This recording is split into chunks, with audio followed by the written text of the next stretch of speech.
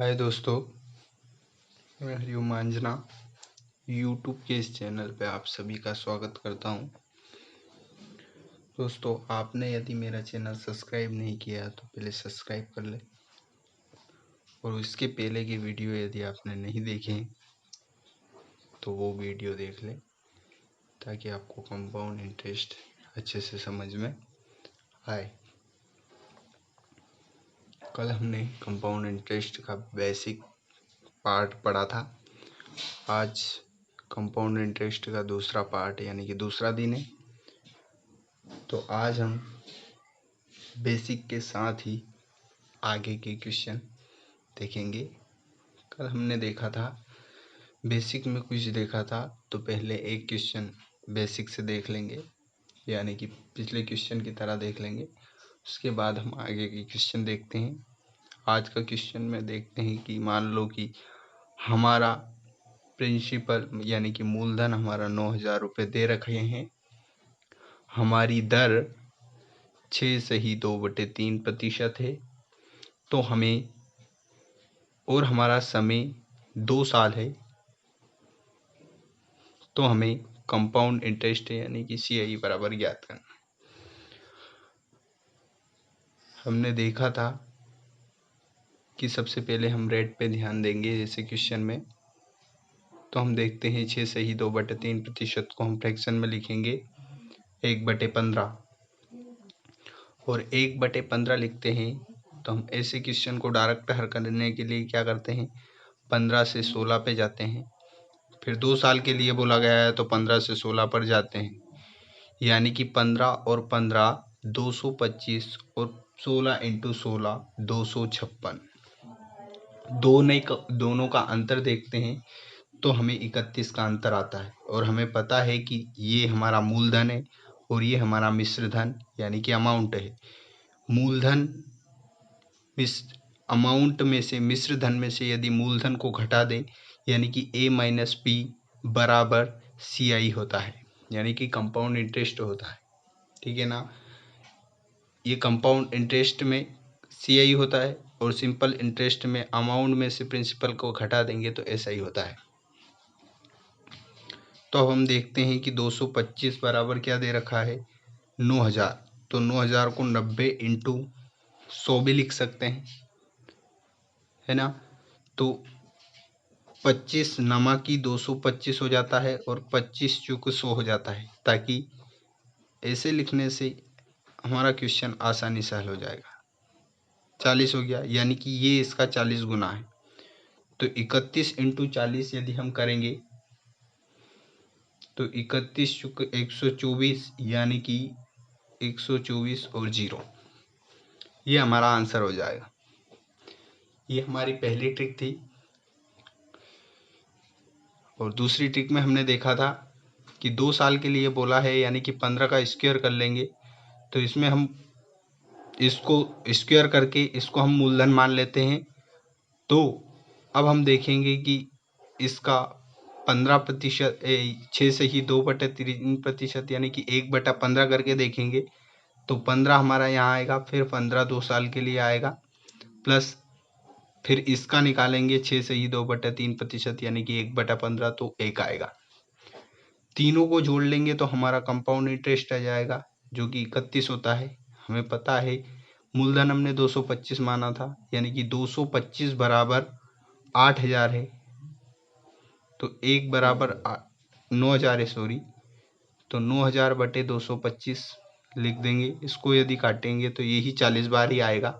और 31 × 40 करते हैं तो हमारा आंसर 124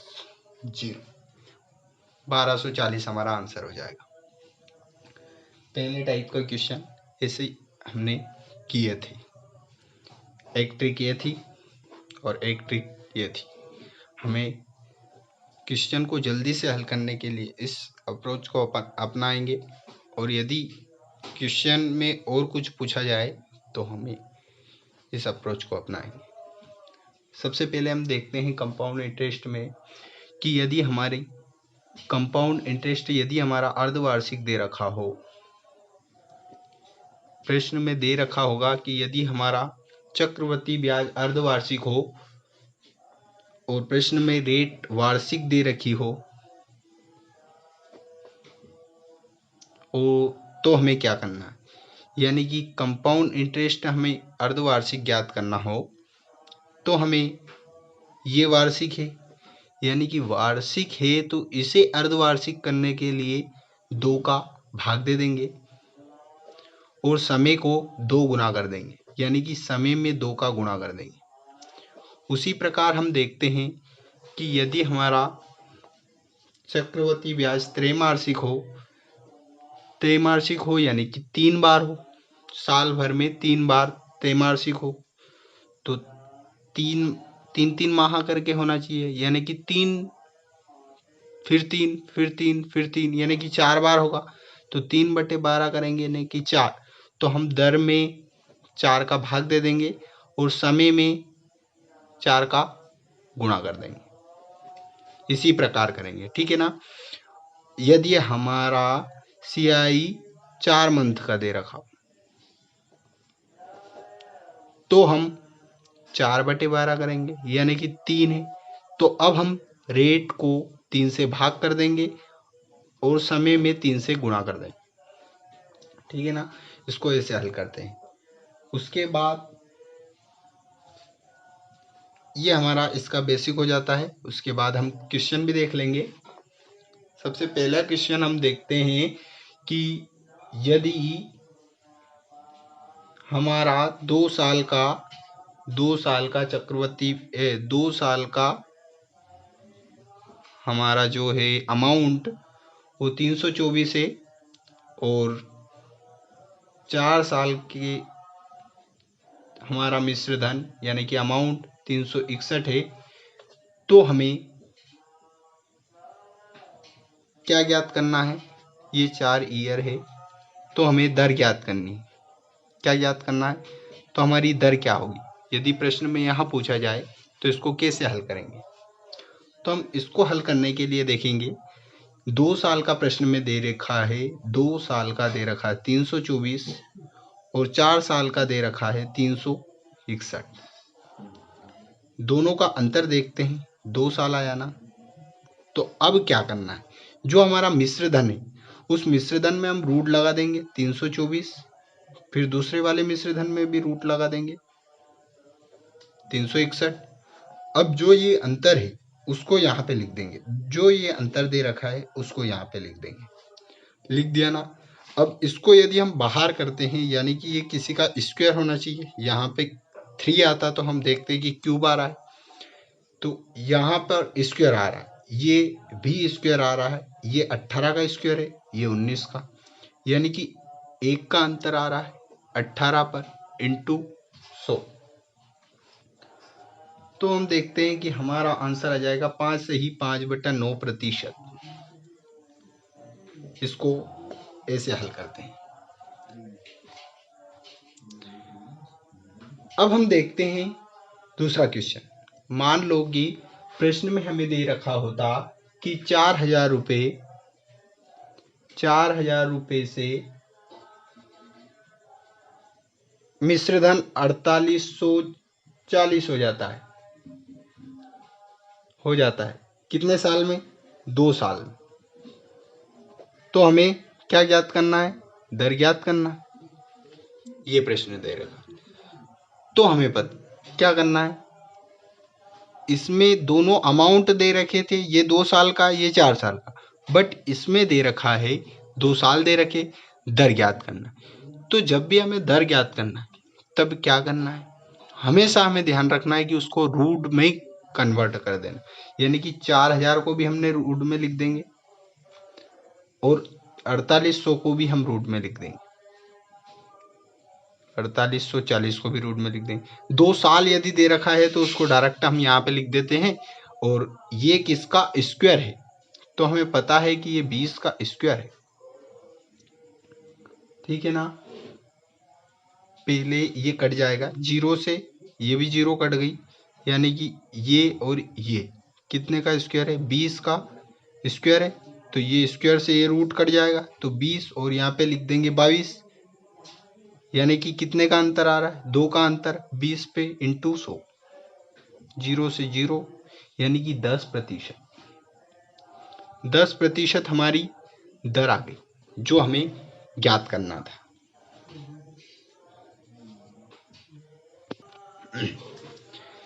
इस प्रश्न में भी हमें दर ज्ञात करना, यानी कि कोई धन 5 साल में 1331 हो जाता है और 8 साल में 3375 हो जाता है। तो ऐसे क्वेश्चन को मैंने अभी बताया था, 5 साल लिखते हैं 1331 हो गया, 8 साल में 3375 हो गया।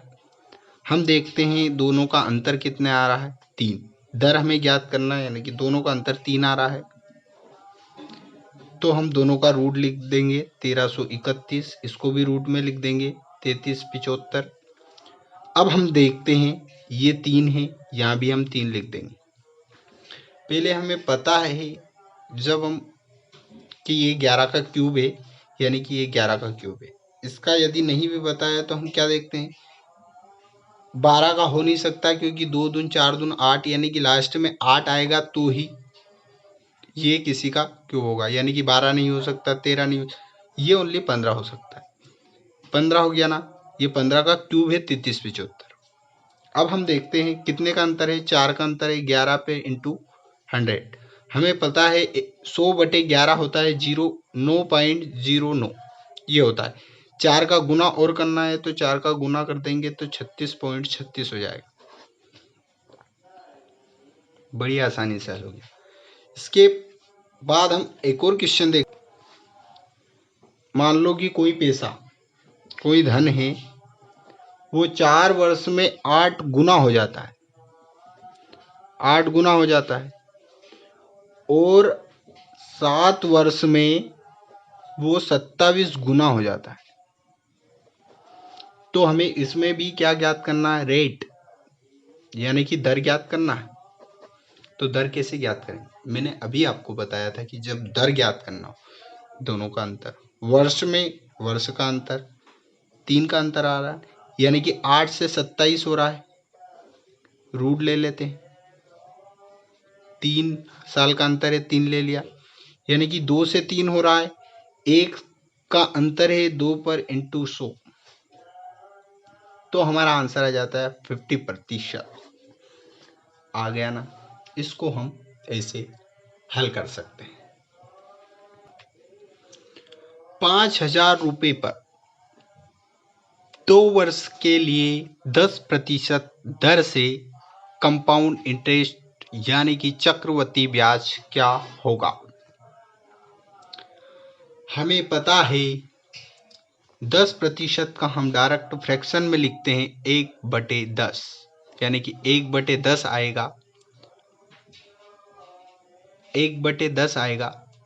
और हम इसको साधारण तरीके से देखेंगे तो 10 से 11 हो रहा है, 2 साल के लिए है, यानी कि फिर 10 से 11 हो रहा है, यानी कि 100 से 121 हो रहा है, अंतर 21 का आ रहा है। 100 बराबर 5,000 दे रखा है, तो हम यहीं से हम इसको काट देंगे, यानी कि 1 बराबर 50 आ रहा है। 21 इंटू 50 यदि हम करते हैं तो 21 पंजे 105, यानी कि 1050, ये हमारा आंसर आ जाएगा। शायद इस क्वेश्चन को हमने कल भी हल किया था, है ना। और इसको मैंने दूसरे तरीके से भी बताया था, तो वो आज नहीं देखते हैं क्योंकि कल मैंने बता दिया था, ठीक है ना।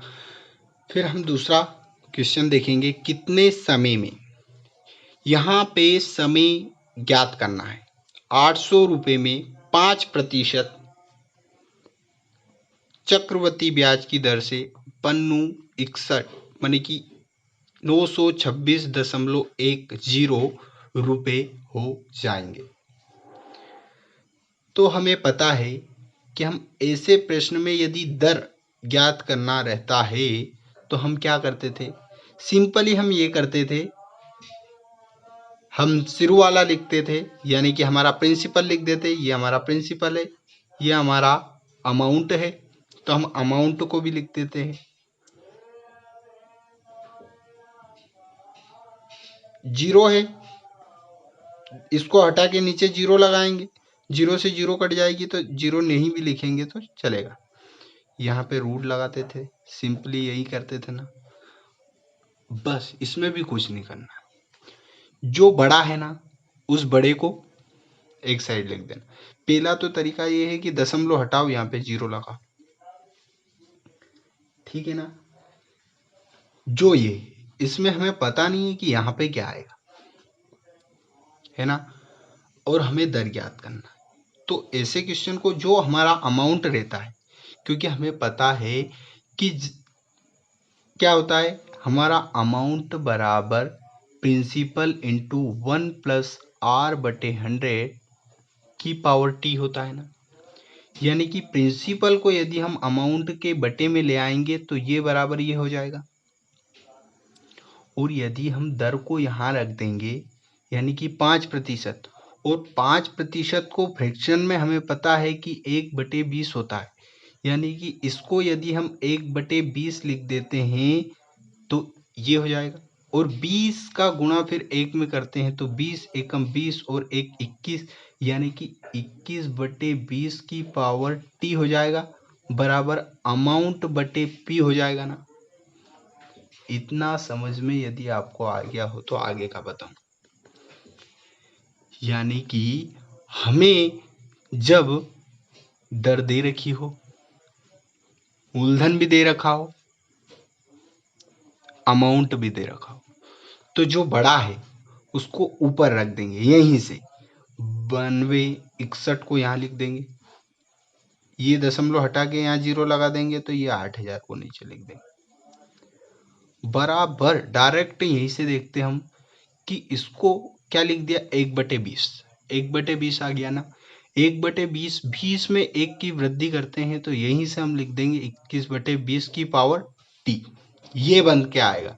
यानी कि कुल मिला के जो यहाँ पे बना है ऐसा का ऐसा ही हमें यहाँ बनाना है। यानी कि 21 का कौन सा मल्टीपल है ये, यानी कि 21 इंटू 21 इंटू 21 3 बार है ना, क्योंकि ये यदि आपको नहीं भी पता है क्यूब तो आप इससे भी जजमेंट लगा सकते हो। पहले तो आपको क्यूब याद करने ही पड़ेंगे, ताकि आप देखते से ही बता सकते हो कि ये क्यूब है। यानी कि ये 20 का क्यूब है ना, ऐसे मालूम भी नहीं पड़ रहा है कि ये क्या है, तो हमें इससे जो ये है इसका ये होना चाहिए, और 100% वो होएगा, तभी जाके हमारा समय निकल के आएगा। यानी कि ये 21/20 का क्यूब है ना, यदि आधार समान रहता है तो हमारी घातें भी समान रहती है, यानी कि t बराबर 3, और हमें समय ही ज्ञात करना था, ऐसे ये हल हो जाएगा। अब हम ये क्वेश्चन देखते हैं। हमें पता है कि 10% को हम लिखते हैं 1/10। अब ऐसे क्वेश्चन को हम हल करने के लिए 10 से 11 वाला फॉर्मूला यूज नहीं कर सकते, क्योंकि हमें पता है कि यहाँ पे ना तो 2 साल दे रखा है ना 3 साल दे रखा है, यहाँ पे 2.5 साल दे रखा है। तो 2.5 साल का क्या करेंगे, हमें पता है कि यदि 2 साल दे रखे रहते तो 10 से 11 2 बार कर देते, पर यहाँ तो 2.5 साल दे रखा है, यानी कि यहाँ पे ये फॉर्मूला फ्लॉप हो जाता है। तो फिर हमको इसको कैसे हल करेंगे, तो इसको हल करने के लिए इसके बाद वाली जो ट्रिक बताई थी वो ट्रिक यहाँ पे काम आ जाएगी। यानी कि यहाँ पे 2.5 साल दे रखा है ना, तो ये 2.5 साल है ना, यानी कि 2 साल से ऊपर है ना, यानी कि 3 साल मानो इसे, 3 साल है। यानी कि जब 3 साल का रहता है तो हम इसमें क्या करते हैं, मूलधन को क्या मान लेते हैं, इसका क्यूब मान लेते हैं, तो 10 का क्यूब यानी कि 1000 मान लेंगे। अब हम देखते हैं कि यदि 1000 रुपये है तो हमारा दर हमारी 1/10 हो गई, तो पहले साल हमारी 100 हो जाएगी, दूसरे साल 100 हो जाएगी, तीसरे साल भी 100 हो जाएगी। 3 साल मानना है, ठीक है ना। 3 साल ऐसे में यदि 2 साल से ऊपर है तो हमें 3 साल मानना है। बाद में मैं बताऊंगा हल करके कि इसको कैसे काटना। फिर हम देखेंगे दूसरे साल में हम क्या करते हैं, इसका निकालते हैं, तो इसका ये 10 हो जाएगा,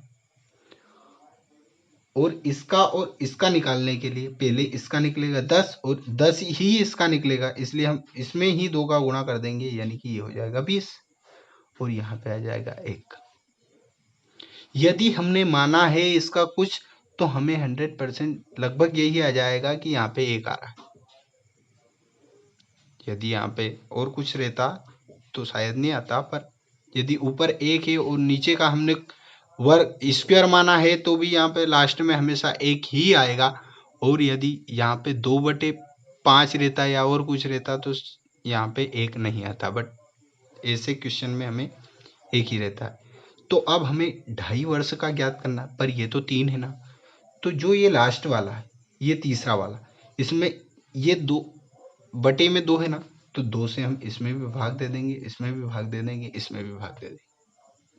या तो सब में अलग अलग भाग दे दो, या फिर तीनों को जोड़ के और एक बार भाग दे दो, यानी कि 100 और 120 और 121/2 कर दो, या तो ऐसे कर दो, या ये 50 हो गया, फिर ये हो गया 10 और ये हो गया 0.5, ये 0.5 हो गया। तो इन 100 और 100 200 210 और 60 260 और 10 ये 270, यानी कि 270.5। या तो इसको ऐसे हल हो गया, इसको इससे भाग देंगे तो ये आएगा 60.5। 100 और 200 और 260.5 और 10 ये वाले, तो 270.5 ऐसे भी आ रहा, कैसे भी हल कर सकते। अब हमें स्मार्ट हल करने के लिए क्या करना है, 1000 बराबर कितने दे रखा है, 10,000 दे रखा है ना, यानी कि 4 जीरो है, तो 3 जीरो से 3 जीरो कट जाएगी, यानी कि 1 जीरो बची है। तो हम जो हमारे CI ज्ञात करना है, तो ये तीनों को जोड़ के CI में इसमें 10 का गुणा कर देंगे तो ये दशमलव हट जाएगी, यानी कि 227.5 रुपये आ गए। अब ऐसे क्वेश्चन में यदि लास्ट में 5 दे रखा है, बाकी सब क्वेश्चन मतलब ऑप्शन दे रखे, ऑप्शन में कुछ दे रखा है, मान लो कि पहला ऑप्शन दे रखा है 2600, पहला ऑप्शन दे रखा है 2600, दूसरा ऑप्शन दे रखा है 2700, तीसरा ऑप्शन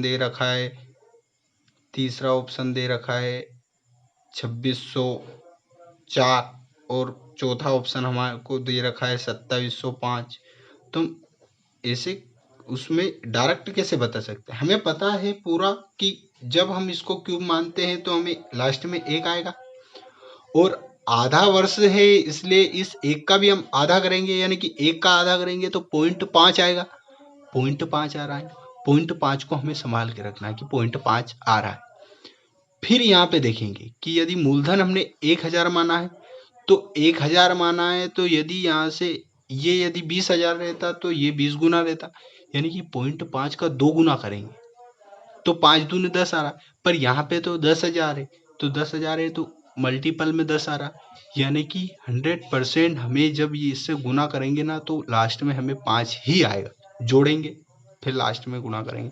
तो हम पूरा ना हल करेंगे और ऐसे ऑप्शन से भी बता सकते, पर ऑप्शन में ज़्यादा दे रखा है कि 2605 दे रखे, 2765 दे रखे, 2635 दे रखे, तो फिर ऐसे में हल करने के लिए हमें पूरी मेथड अपनानी पड़ेगी, और मेथड भी आसान है, ठीक है ना। अब हम लास्ट क्वेश्चन देखते हैं आज का। कोई धनराशि कितने प्रतिशत वार्षिक दर से चक्रवृद्धि ब्याज पर 3 वर्षों में स्वयं की 8 गुनी हो जाएगी, यानी कि यदि वो 1 थी तो कितने वर्षों में वो 8 गुनी हो जाएगी, यानी कि ये हमारा प्रिंसिपल है, ये हमारा अमाउंट है। तो हमें पता है कि जब हमें दर ज्ञात करनी हो तो हम क्या कर देते हैं, ये रूट में लिख देंगे, ये भी रूट में लिख देंगे। हमें पता है कि वर्ष को हम यहाँ लिख देते हैं, लिख दिया ना। अब 1 तो 1 ही रहता है, और ये 2 का क्यूब है, तो कितना बढ़ रहा है, 1 बढ़ रहा है, कितने पे बढ़ रहा है, 1 पे बढ़ रहा है, इंटू 100, यानी कि 100% हमारा आंसर आ जाएगा, हमारा राइट आंसर। ऐसे हम हल कर सकते हैं। तो दोस्तों और अच्छी अच्छी ट्रिक मैं आपको बताता रहूँगा। आप मेरे चैनल पे बने रहिए और अच्छी अच्छी ट्रिक्स को देखते रहिए। ठीक है ना दोस्तों, आज के लिए इतना ही बहुत है।